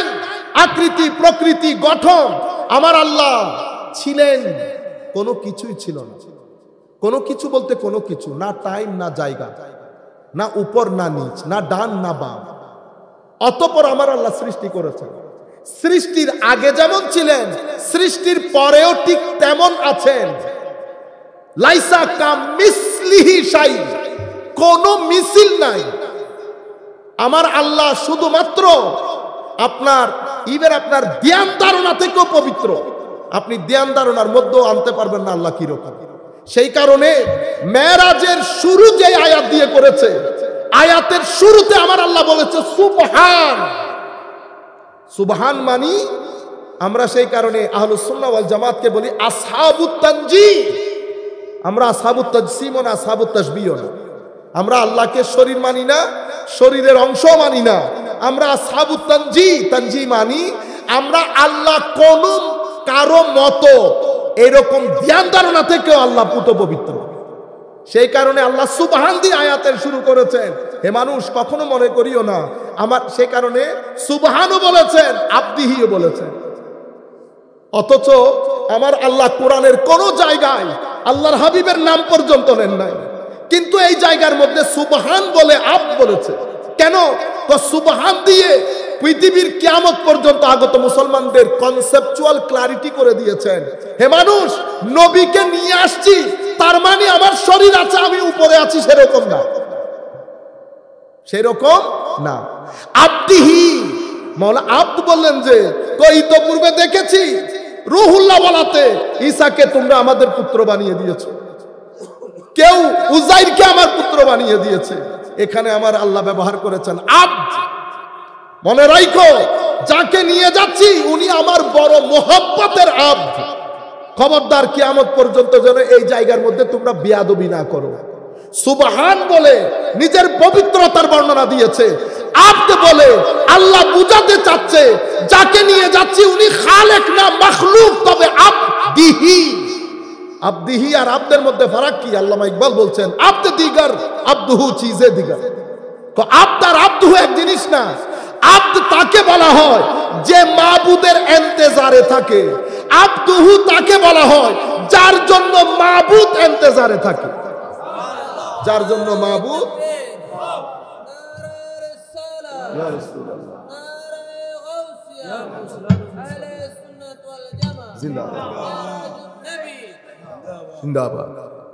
সেই কারণে আব্দিহি তা আল্লাহ বলেছেন আব্দ, আপনি বলতেছেন রু। আপনি কি বলতেছেন? রু। তো এখানে যদি রু হয় তো কোরআনের আরেক আয়াতে যে আল্লাহ বলেছেন আব্দুহু ইজা সাল্লা, তুমি দেখো নাই আমার বান্দা নামাজ পড়তেছে, তো সেই আব্দুনের অর্থ কি রু হবে? এখানে যদি রু হয় তো ওখানেও তো রু হবে না। ওখানে রু না, ওখানে জিসিম আর রু একসাথে, শুধু এখানে রু। ইন্না লিল্লাহ পড়তে হয়, তাই না? সুবহানাল্লাযী আসরা বিআবদিহি।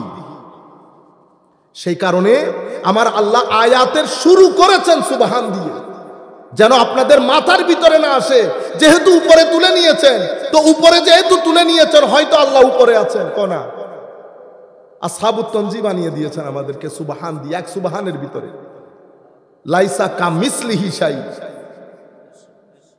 বিআবদিহি সুবহানাল্লাযী। আর আয়াতের ঢং দেখেন, সুবহান পবিত্রতা, আল্লাহ নিজে বলতেছে যে ঘটনা ঘটেছে এটা ওয়াও। মালিক বলতেছেন অতীব আশ্চর্যজনক ঘটনা। যিনি নিয়ে গেছেন তার বান্দাকে, বলতে পারতো না আমি নিয়ে গেছি। আয়াতের মধ্যে অ্যাড্রেসটা 3 জায়গায় 3 ভাবে পরিবর্তন হয়েছে। সুবহানাল্লাযী পবিত্রতা, মহানত্ব সেই মহান সত্তা যিনি নিয়ে গেছেন তার বান্দাকে, যিনি নিয়ে গেছেন। লাইলাম মিনাল মসজিদিল হারাম ইলাল মসজিদিল আকসা আল্লাযী বারাকনা হাওলা, আল্লাযী বারাকনা হাওলা, যে আকসার চতুর্পার্শ্বকে আমরা বরকতমণ্ডিত করেছি। আল্লাহ একবার বলেছেন যিনি, আর এখানে বলতেছেন আমরা। আবার পরের আয়াতে বলতেছে ইন্নাহু, নিশ্চয় তিনি। ওমা যিনি আমরা তিনি, যিনি আমরা তিনি, মানে আয়াতের মধ্যে আশ্চর্যের বর্ষণ তৈরি করেছে আল্লাহ, আশ্চর্যের বর্ষণ তৈরি করেছে আমার আল্লাহ। তো সেই আমার আপনারা বেশি করেন, তো বেশি করব না। আমার নবীর দিদারের মেরাজ, আর আমার জন্য সেই দিন খুশির মেরাজ। আমাদের কিসের মেরাজ? ও খুশির মেরাজ। আমার নবীর মেরাজ নসিব হয়েছে, আমরা খুশি করব না। কার কাছ থেকে শিখেছি? আমার নবীর ইথিওপিয়ান সাহাবায়ে কেরামের কাছ থেকে শিখেছি। মেরাজের আমার নবী যেই দিন হিজরত করেছেন, ইথিওপিয়ান সাহাবায়ে কেরাম তাদের এলাকার কালচারাল টুলস নিয়ে মসজিদে নববীর মধ্যে তারা তামায়ুন করে রাকস করত, ইয়ারকুসু। তারা তাদের ঢোল, তাদের যে কালচারাল যে দফ, সেটা বাজিয়ে বাজিয়ে রাকস করে করে তারা বলতো মুহাম্মাদুন আব্দুন সালেহ, মুহাম্মদ সাল্লাল্লাহু আলাইহি ওয়াসাল্লাম আল্লাহর বড় প্রিয় বান্দা। আয় হায়, আমার নবী হযরত আয়েশা সিদ্দিকা বলতেছেন আমি নবী সাল্লাল্লাহু আলাইহি ওয়াসাল্লামের কাঁধে ভর করে আমি দেখতেছি আমার নবী, আমাকে, আমার বয়সও কম, আমার নবী বলতেছেন আয়েশা হয়ে গেছে, আমি বলতেছি আর একটু দেখি। তখন আমার নবী এক সাহাবীকে ডেকে বলতেছেন ওরা ইথিওপিয়ান ভাষায় কথা একটা বলতেছে, এটা কি একটু আমাকে বলো তো। তো উনি এসে বলতেছেন ইয়া রাসূলুল্লাহ, ওনারা বলতেছেন রক্স করতেছে তো মুহাম্মাদুন আব্দুন সালেহ, তারা তাদের মতো করে করতেছে। আপনারা বুঝতে পেরেছেন? সেই কারণে আহলুস সুন্নাহ ওয়াল জামাত পুরো পৃথিবীর বুকে, এমন না যে শুধু বাংলাদেশ, ইন্ডিয়া, পাকিস্তান, পুরো পৃথিবীর বুকে। তো যেটা বলতে চাচ্ছিলাম, এখন লা ইলাহা ইল্লাল্লাহ আমিও দেখি না, আপনিও দেখেন না, ভেরিফাই করতে পারতেছেন? একবার দেখি তো আল্লাহ কেমন, দেখতে কেমন আছে কিনা, ভেরিফাই করার কোনো সুযোগ নাই। এতটুকুন করতে পারবেন যেহেতু আমি মাতুরিদি, যেহেতু আমি মাতুরিদি আহলে সুন্নাত ওয়াল জামাত, সেহেতু আমি আমার ইমামের প্রতি সর্বোচ্চ শ্রদ্ধা জানিয়ে বলতেছি যে হ্যাঁ, আমার ইমাম হক বলেছেন, আকল দিয়ে, ব্রেইন দিয়ে আমি বুঝতে সক্ষম যে একজন কর্তা আছেন, একজন কর্তা আছেন, আকল দিয়ে আমি বুঝতে সক্ষম, কিন্তু এর বাইরে আপনি ভেরিফাই করার কোনো সুযোগ নাই। আল্লাহ ভেরিফাই কেমনে করব? মেরাজকে তো সুবহানাল্লাযী আসরা মিনাল মসজিদিল হারাম আকসা দিয়ে করে ফেললাম। কোরআন শরীফকে আমরা সৃষ্টি দিয়ে, মানব সৃষ্টি, দুনিয়া সৃষ্টি দিয়ে ভেরিফাই করলাম। লা ইলাহা ইল্লাল্লাহর ভেরিফিকেশন কি? লা ইলাহা ইল্লাল্লাহর ভেরিফিকেশন মুহাম্মাদুর রাসূলুল্লাহ। লা ইলাহা ইল্লাহকে ভেরিফাই কেমনে করবে? লা ইলাহা ইল্লাল্লাহর ভেরিফাই করতে হলে ওখানে যাও। কোথায়? মুহাম্মাদুর রাসূলুল্লাহ। সেই কারণে সূরা ইখলাসের মধ্যে আমার আল্লাহ তাওহীদের আগে কুল এনেছে, কুল রিসালাত এনেছে। কেন? রিসালাতকে ভেরিফাই করে, রিসালাত যদি এস্টাবলিশ হয়, তাওহীদ এস্টাবলিশ হয়ে যাবে অটোমেটিক্যালি। সেই কারণে তুমি কিছু করতে চাইলে রিসালাতকে করো, আর রিসালাতকে যদি আপনি ভুল প্রমাণিত করতে চান, কোরআনকে ভুল প্রমাণিত করতে হবে। কোরআন ভুল প্রমাণিত হলে রিসালাত ভুল প্রমাণিত হবে। রিসালাত যদি ভুল প্রমাণিত হয়, সূরা ইখলাস ভুল হয়ে যাবে। সূরা ইখলাসকে ভেরিফাই করার কোনো সুযোগ নাই। সূরা ইখলাসকে ভেরিফাই করতে হলে কুলের কাছে আসতে হবে, কুলকে ভেরিফাই করতে হলে কোরআনের কাছে আসতে হবে। কুলকে কেমনে ভেরিফাই করবেন?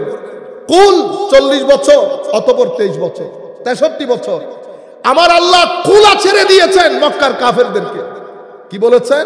লা আমরুকা, আমি আমার নবীর পুরা জীবনের কসম খাচ্ছি, 40 বছর কাফেরদের সামনে আই তোরা 40 বছরের টর্চ লাইট দিয়ে খুঁজেছে আমার নবীর কোনো দোষ পাই কি? আপনারা কি মনে করেন আবু জেহেল, আবু লাহাব আমার নবীকে এমনিতে ছেড়ে দিয়েছে? পাগল হয়ে গেছে। আমার নবীর 40 বছরের জিন্দেগি নিয়ে কোন বিন্দু ক্ষুদ্রাতি ক্ষুদ্র কোনো দোষ পাওয়া যায় কিনা? তারা যদি পাইতো পাগল করে ছেড়ে দিত উম্মতকে।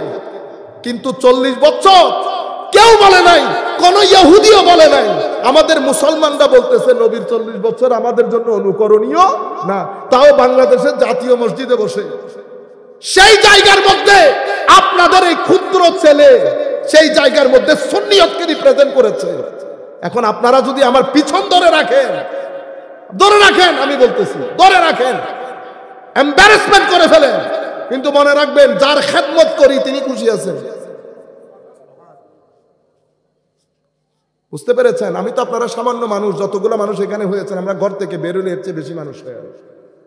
কিন্তু আল্লাহ পাকের মেহেরবানি, উম্মত বলতেছে 40 বছর, 40 বছর বলে অনুকরণীয় না।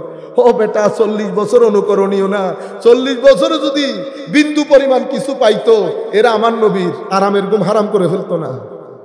40 বছরও তোদের সামনে, 23 বছরও তোদের সামনে। এই 63 বছর হচ্ছে তাওহীদের ভেরিফিকেশন। সেই কারণে কুল, সেই কারণে ভেরিফিকেশনকে কি বলেছে? কদ জাআকুম বুরহানুম মির রাব্বিকুম। এটা তাওহীদের বুরহান, তাওহীদের বুরহান, একটার সাথে একটা সম্পৃক্ত। এটা ভেরিফাই করলে রাসূলুল্লাহ, রাসূলুল্লাহর ভেরিফাই করলে কোরআনে পাক। সেই কারণে এই তিনটা একসাথে থাকে।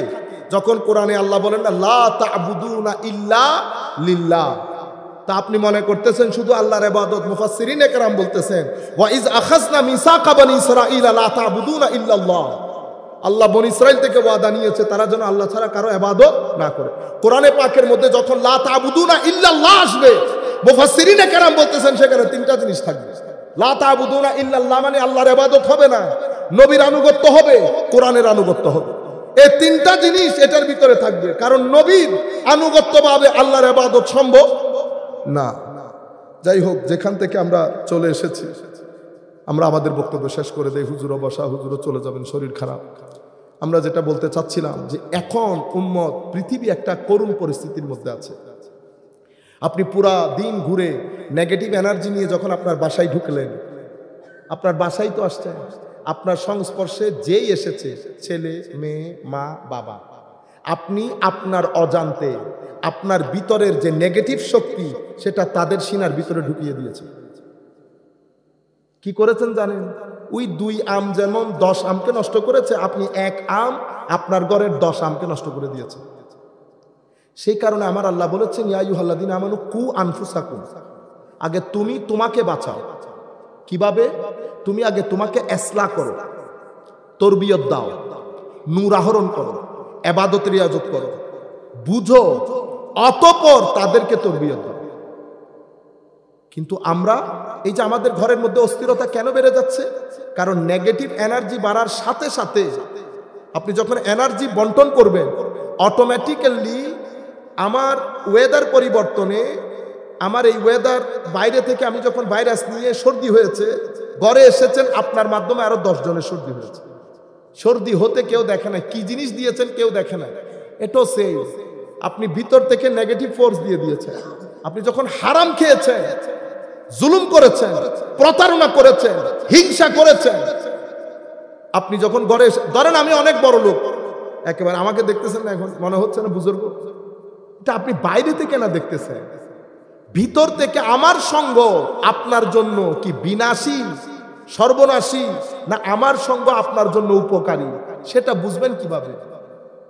যখন আমার সঙ্গের আসার সাথে সাথে আপনার সিনার ভিতরে কেমন কেমন লাগবে, চোখ ভিজে যেতে চাইবে, ইবাদত করতে দিল চাইবে, ভিতর থেকে কেমন যেন ইচ্ছে করে অহংকার, হিংসা, বিদ্বেষ এগুলারে সমুদ্রে নিক্ষেপ করি।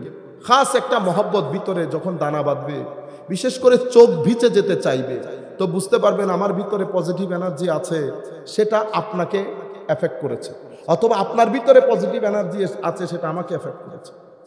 কিন্তু মোস্টলি আমরা সবাই, আমরা যদি আমাদের একদিনকে মনিটর করি, তো দেখবেন আমরা নিজে বুঝতে পারবো আমার এখানে পজিটিভ না নেগেটিভ। আফামান শারাহাল্লাহু সাদরাহু লিল ইসলামি ফাহুয়া আলা নূরিম মির রাব্বি। আমাদের মনের খাদ্য দেবেন যদি সিনার ভিতরে নূর আনতে চান। এটা যদি না করেন, পজিটিভ নেগেটিভ এনার্জি যখন বেড়ে যাবে, ঘরের অস্থিরতা বেড়ে যাবে, শান্তি নষ্ট হবে, শরীর নষ্ট হবে। মনে রাখবেন, রু যদি দুর্বল হয়, এটা শরীরকে দুর্বল করে ফেলে। এটা আমি বলছি না, বিজ্ঞানও একই কথা বলছে। রু দুর্বল হলে শরীর দুর্বল হবে। সুতরাং আসেন রুকে শক্তিশালী করি। রুকে শক্তিশালী করতে হলে আমার নবীর আনিত বিধান বাদে আপনি রু শক্তিশালী করতে পারবেন না। রুকে শক্তিশালী করতে হলে নামাজ দোয়া করতে হয়। মনে রাখবেন, পৃথিবীতে ডাক্তাররাও বলে না আমেরিকার তুলনায় আমাদের স্বাস্থ্য ব্যবস্থা অনেক খারাপ। আমিও বলতেছি স্বাস্থ্য ব্যবস্থা অনেক খারাপ, কোনো সন্দেহ নাই। রুর ব্যবস্থা পৃথিবী তাদের চেয়ে আমাদের শক্তি অনেক বেশি। আপনারা বুঝতে পেরেছেন? মানে স্বাস্থ্য ব্যবস্থা আমেরিকার তুলনায় আমারটা খারাপ, ঠিক, কিন্তু রুর ব্যবস্থা, রুর শক্তি, রুহের স্বাস্থ্য, মনের স্বাস্থ্য, মানসিক শরীর, তাদের চেয়ে আমাদেরটা 100 গুণ ভালো। আপনারা বুঝতে পেরেছেন? শুধু মুদ্রার এক পিঠ শোনানো হয় আমাদেরকে, আরেক পিঠ কেউ শোনায় না। মানসিক দিক থেকে আমাদের মানসিক স্বাস্থ্য ইউরোপের তুলনায় 100 গুণ ভালো। সেই কারণে আমাদের এখানে ছেলে বের হয়ে স্কুলের মধ্যে এরকম ব্রাশ ফায়ার করে 14 জন মেরে ফেলে না। আপনারা বুঝতে পেরেছেন? মানসিক স্বাস্থ্য আমাদের অনেক ভালো, আমরা ইচ্ছে করে মানসিক স্বাস্থ্যগুলো নষ্ট করে দিচ্ছি।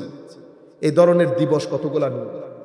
সেই কারণে যে কোনো কারণে হোক, উলামায়ে কেরাম আমাদেরকে যে নিজাম দিয়ে গেছেন, মেরাজ, সামনে শবে বরাত, নেগেটিভ শক্তি আপনার এখানে থাকবে। শুধু আপনি যদি ওইটার উপর কনসেন্ট্রেট করেন, তাহলে তো সামনে মুভ করতে পারবেন না।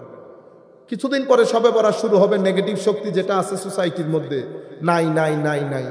এখন আপনি যদি আছে আছে আছে আছে এটার দলিল দেন, তো আছে না এর মধ্যে তো দুনিয়া শেষ। আসের দলিল দিতে হয় না। আপনি এই দিবসগুলাতে নূর আহরণ করার চেষ্টা করেন, বেশি বেশি কোরআন পড়বেন, বেশি বেশি তওবা করবেন। হুজুর এরা না বলে, না বলতে দেন, না বলার লোক কিয়ামত পর্যন্ত থাকবে। আপনারা বুঝতে পেরেছেন? পেট যতক্ষণ আছে খিদা লাগবে, তাই বলে কি শুধু ভাতের কথা বলবে? রুটি খাবো না, ভাজি খাবো না? কারণ আমার তো শুধু এই চাউলের ভিটামিন দিলে হবে না, আমার অনেক ভিটামিন দরকার। আপনারা বুঝতে পেরেছেন? এখানে পজিটিভ শক্তি, নেগেটিভ শক্তি, নেগেটিভটা বাড়তেছে। তাই বলে কি আমরা শুধু জায়েজ না জায়েজের মধ্যে থেকে যাব? কোনো দরকার নাই। যারা বলবে নাই, নাই তুই করিস না, দরকার নাই। আপনি কোথায় কনসেন্ট্রেট করবেন? আপনি তিলাওয়াতে কোরআনের মধ্যে, আপনি তওবা করেন বেশি বেশি করে। নামাজ, শবে বরাত আসতেছে, নিজেদেরকে তৈরি করেন, আস্তে আস্তে মসজিদমুখী হন। এই দিবসগুলো আমাদেরকে দেয়, এটা সিজন। আমের সিজন আসে না? আমের সিজন সবসময় আসবে না, যা আছে সিজনের মধ্যে ধরে নেন। এরপরে মাহে রমজান শরীফ আসতেছে, এগেই নেগেটিভ শক্তি, তারাবি তারাবি তারাবি তারাবি, একটা আওয়াজ উঠবে, আপনি কানেও নেবেন না, এগুলো থাকতে দেন। এটা একটা বিশেষ ষড়যন্ত্র, এটা একটা বিশেষ, এটা সিস্টেম। হঠাৎ করে ছেলে একটা আপনাদের এখানে আসবে, এসে জুমার মসজিদে দাঁড়াবে, সবাই যখন নামাজ পড়তেছে সে পড়বে না, সে বসে থাকবে। ইমাম যখন খুতবা দিতে উঠবে সে এমনি করে লাফ দিয়ে উঠবে, এমনি করে দৌড়ে পারে হাসরাইয়া পুরা দুনিয়াকে দেখানোর জন্য যে নামাজ এরকমও আছে। মিনাল জিন্নাতে। এবং এটা আমার আখেরি কথা, শয়তানের ওয়াসওয়াসা বড় খতরনাক। কুল আউযু বিরাব্বিন মালিকিন ইলাহিন, এরপরে ওয়াসওয়াসা। আল্লাহ আশ্রয় কামনা করছি কার কাছ থেকে? বিরাব্বিন নাস থেকে। কুল কায়নাতের রব, মালিকিন নাস কুল কায়নাতের মালিক, ইলাহিন নাস কুল কায়নাতের সিজদার মালিক। তিনটা বড় আজিম শক্তির কথা উল্লেখ করে পানা চাইতেছেন একটা জিনিস থেকে। কয়টা জিনিস থেকে? তাইলে বুঝতে পারতেছেন এটা কত শক্তিশালী ওয়াসওয়াসাটা। তিনটা শক্তি উল্লেখ করেছেন তো, রুবুবিয়ত, মালিকিয়ত, উলুহিয়ত। সূরা ফাতিহার মধ্যে 5টা ছিল, উলুহিয়ত, রুবুবিয়ত, রহমানিয়ত, রহিমিয়ত, মালিকিয়ত। কুল আউযু বিরাব্বি শুরু করেছে রুবুবিয়ত, উলুহিয়ত, মালিকিয়ত দিয়ে, শেষ করেছে রুবুবিয়ত, উলুহিয়ত, মালিকিয়ত। কুল আউযু বিরাব্বিন নাস। তিন শক্তি উল্লেখ করেছেন, পানা চাচ্ছেন একটা জিনিস থেকে। সেটা কি? সেটা ওয়াসওয়াসা। কারা দেয়? শয়তানেরটা বাদ দিলাম, জিনেরটা, সেটা মানুষও শামিল। মিনাল জিন্নাতে ওয়ান নাস। তো নাসের কাজ আপনাকে ওয়াসওয়াসা দেওয়া, আপনার কাজ ওয়াসওয়াসাকে রিসিভ না করা। ওয়াসওয়াসা যদি রিসিভ করতে না চান, আপনার সিনার মধ্যে নূর ডালতে হবে, সিনার মধ্যে নূর ডালতে হবে। যেখানে যায়, আপনারা ধরেন রমজানের মধ্যে যদি তারাবি 8 রাকাত না 20 রাকাত, 8 রাকাত না 20 রাকাত, ও বহুত হয়ে গেছে, আল্লাহ 8 রাকাত করতে দেয়। এগুলা বাতাসে এসেছে, বাতাসে চলে যাবে। আহলে সুন্নাত ওয়াল জামাত নতুন সমস্যা আজকে করেছে। আহলে সুন্নাত ওয়াল জামাতের উপর অনেক ঝড় তুফান গেছে। একটা পর্যায়ে মুতাজিলাটা পাগল করে দিয়েছে আমাদের। হযরত ইমাম শাফির মতো ইমাম মার খেতে হয়েছে। 50 বছর আওয়াজ শব্দ ছিল না আহলে সুন্নাত ওয়াল জামাতে। মিটে গেছে আহলে সুন্নাত ওয়াল জামাত। কুল কায়নাতের মধ্যে এই যে এরকম রবরবা অবস্থা আহলে সুন্নাত ওয়াল জামাতে। আমাদের উপর তুফান গেছে, সব সময় দর্শনের তুফান গেছে, ফিলোসফির, সায়েন্সে, বিভিন্ন বাতুলতা। আহলে সুন্নাত ওয়াল জামাত জায়গার মধ্যে থেকে গেছে। এটা কখনো পড়বে না, এটা থাকবে। কিন্তু আমরা যদি এক জায়গায় নিজেদেরকে আবদ্ধ করে রাখি, তাহলে তো ওই জায়গায় আবদ্ধ। মিলাদুন নবী আসলে শুধু আপনারা ওইটার উপর মিলিয়ন আফটার মিলিয়ন। সমস্ত মাহফিলের মূল বিষয় কি? মিলাদুন নবী জায়েজ কিনা। কি রে ভাই, আর কত মাফি দে। কোরআন শরীফের বিস্তর বিষয় নিয়ে আলোচনা করেন। কারণ আপনাকে মনে রাখতে হবে, সোসাইটি, আপনার জনগণ কিন্তু 70%। মাহফিলের মধ্যে 10,000 মানুষ দেখে যদি পাগল হয়ে যায়, তাইলে হবে না। ও ভাই, 20 কোটি মানুষ থেকে 10,000 মানুষ আছে আপনার মাহফিলের মধ্যে। 20 কোটি মানুষ বাইরে রয়ে গেছে এখন। আমি যখন অ্যাড্রেস করবো, আমি যেন পুরা বাংলাদেশকে সামনে রাখি, সমস্ত মাইন্ডসেটকে সামনে রাখি। আমার আলোচনা যেন এমন না হয় এক ব্যক্তিও যদি সুন্নিয়তকে নিয়ে নিফরত করে আমার বক্তব্যের কারণে, এক ব্যক্তিও যদি আমার কারণে ধর্মের প্রতি বিরক্ত হয়ে যায়, আমার উপর হারাম এই মাহফিলে এসব কথা বলা। সুতরাং আমার মাধ্যমে, সেই কারণে আমার আল্লাহ আগ থেকে আমাদেরকে শিখিয়ে দিয়েছেন দ্বীনের দাওয়াত দেয় কেমনে।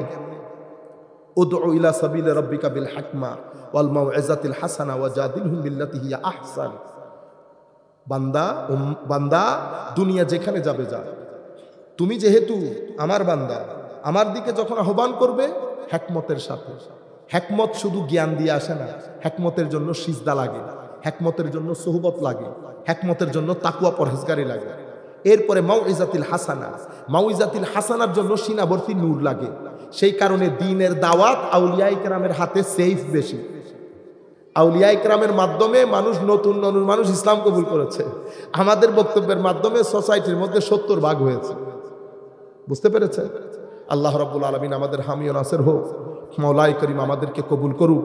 আল্লাহ রাব্বুল আলামিন আমাদেরকে ফিতনার এই জমানায় ফিতনা থেকে হেফাজত করে যেন আল্লাহ রসুলের ইশক মোহব্বত, সাহাবা ইকরামের আদব, আলে বাইত রসুলের আদব, আউলিয়া ইকরামের নিসবত, এই জিনিসগুলো নিয়ে আমরা চলতে পারি। যেন কিয়ামতের দিন সকালেও যদি আমাদের পরিবারে, আমাদের নসলে কোনো মানুষ আসে, সেই জন্য গুস্তাখ না হয়, সেটার জন্য আল্লাহর দরবারে দোয়া করি। সবাই বলেন আমিন। ওয়া মা আলাইনাল বালাগ। আসসালামু আলাইকুম।